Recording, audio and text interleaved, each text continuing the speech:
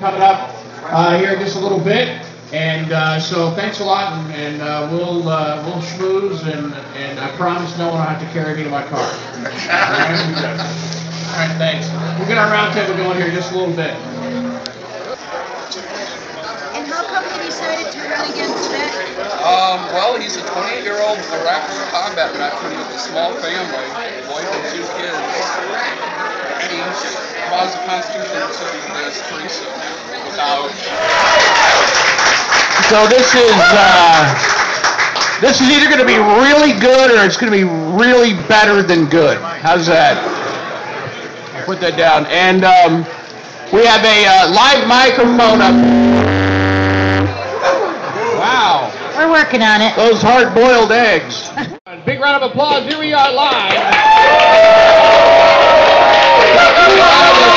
Park Tavern right here, St. Louis Park.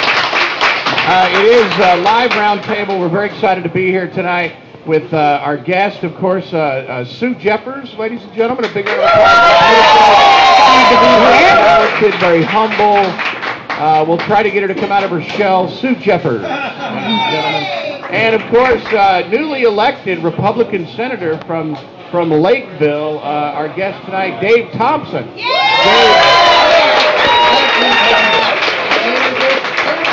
And if you look up here, you notice there's Dave, there's me, and Andrew.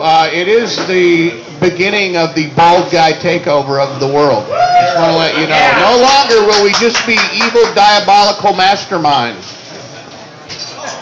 All right, maybe we will, but still. Okay, where's Ron? Tell everyone where Ron is. Ron Rosenbaum can't be with us today. Currently, he is helping clean up the floods in Australia. Very busy there, helping out there in Australia, and we certainly send our prayers to him and all the starving pygmies. So, anyway, all right. First thing, of course, the big thing that went down this week, Sue and Dave, was the State of the Union address, which I have to tell you, there were times that the president reminded me of a bad comic out of material with 10 minutes left on stage. That cat was just kind of hope and change and diversity, hope, and we're gonna embrace greatness.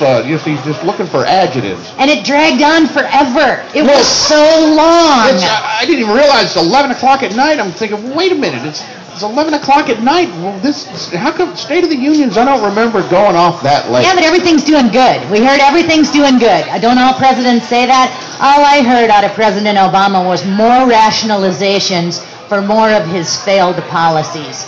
Big government, more green stuff, more money for education, more money for rail, more money for, did you know broadband's a right now too? So we gotta give broadband to everybody. Yeah, it was just making me nauseous. I had to turn it off. The founding fathers were very obsessed with broadband. Yes, they thought we should all have broadband. And they were, with the Liberty Bell, they said, someday they'll be able to hear this bell around the world via broadband.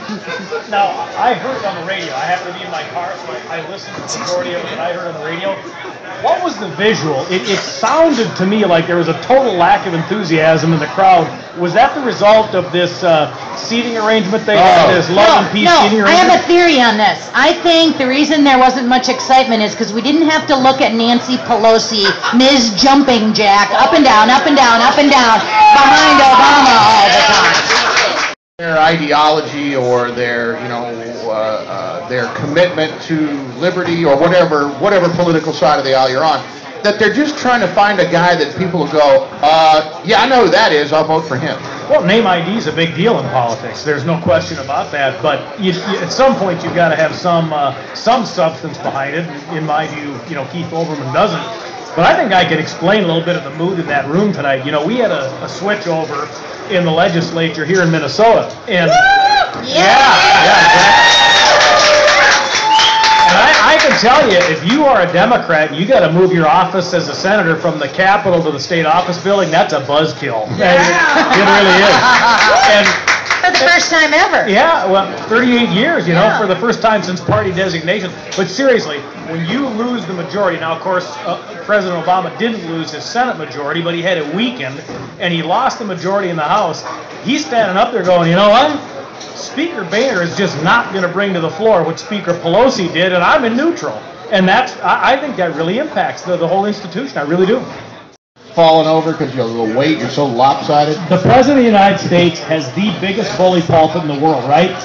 So who benefits if we tamp down criticism? Who benefits? Well, he does. He does. And they bought into that by wearing And the Republicans bought into this idea of let's all get along. Look, we can get along. I sat down with the governor and his education commissioner to talk about my bill, and we were very civil. We treated each other with respect and dignity. I suspect that, I don't know where they're going to come down on the thing, but even if he vetoes the bill, we got to get over this notion that just because you get along, you got to get along to go along in policy. You don't have to do that. You can respectfully disagree, but I don't like this idea of, well, now we can't have controversy. No, we need controversy. We need to fight the things that we think are wrong. Period. Well, you know, I think civility is the new word for censor. Thank you. I met Matt and his stunning wife before we started doing the Roundtable. They're very nice people. Awesome. Got to get you out of the doghouse, man. We're here to help.